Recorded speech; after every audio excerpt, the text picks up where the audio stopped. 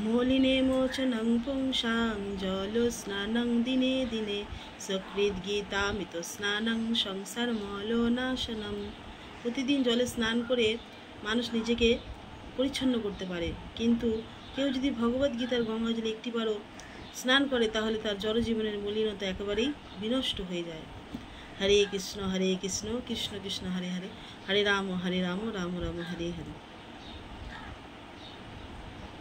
ভগবদ্গীতা যথাযথ সাংখ্যযোগ, শ্লোক সংখ্যা 4। অর্জুন উবাচ হতং ভীষ্ম মহং সংখ্যে দোনং চ মধুসূদন ঈশু বিপতি যৎস্যামি পূর্যাহ গৌরীসূদন। এই শ্লোকের অনুবাদ: অর্জুন বললেন, হে অরিসূদন, হে মধুসূদন, এই যুদ্ধক্ষেত্রে ভীষ্ম ও দ্রোণের মতো পরম পূজনীয় ব্যক্তিদের কেমন করে আমি বাণের দ্বারা প্রতিদ্বন্দ্বিতা করব? পিতামহ ভীষ্ম ও শিক্ষক দ্রোণাচার্য ছিলেন অর্জুনের গুরুদেব। তারা ছিলেন পরম পূজনীয়।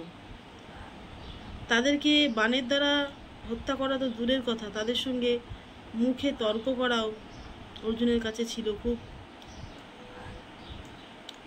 একটি শিষ্টাচার।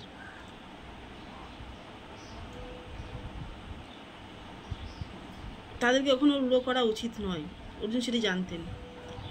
তাই অর্জুন ভগবানকে বলছেন যে আমি কিভাবে আমার গুরুদেবকে, আমার পিতামহকে আমি হত্যা করব, বাণের দ্বারা প্রতিদ্বন্দ্বিতা করব।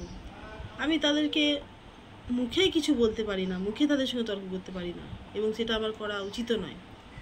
তুমি বলো, তোমার পিতামহ উগ্রসেন এবং তোমার গুরুদেব সন্দীপনী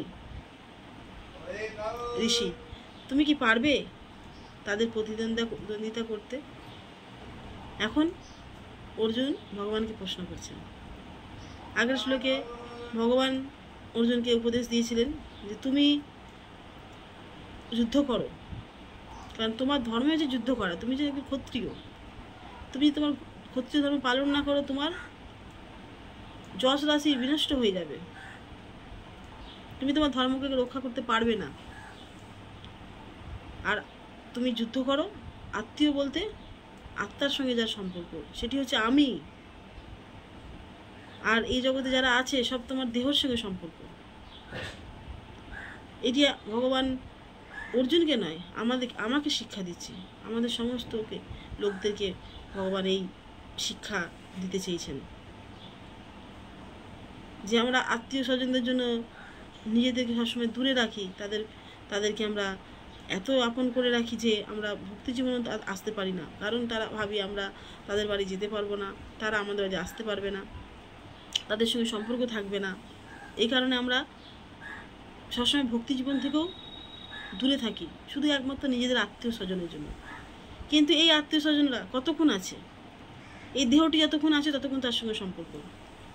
তারপরে এই দেহটি যখন অন্য কোনো দেহ পাবো তখন তো কার সঙ্গে সম্পর্ক থাকবে? একমাত্র ভগবান শ্রীকৃষ্ণের সাথে, একমাত্র পরমাত্মার সাথে, এবং পরমাত্মা হচ্ছে ভগবান শ্রীকৃষ্ণ।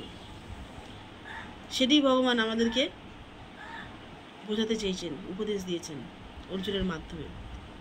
হরে কৃষ্ণ কৃষ্ণ কৃষ্ণ হরে হরে, হরে রাম রাম রাম হরে হরে। জয় শ্রীমদ্ ভগবদ গীতা যথাযথ কি জয়, কৃষ্ণ চন্দ্র ভগবান কি জয়, তাই গৌর প্রেমানন্দে হরি হরি বল।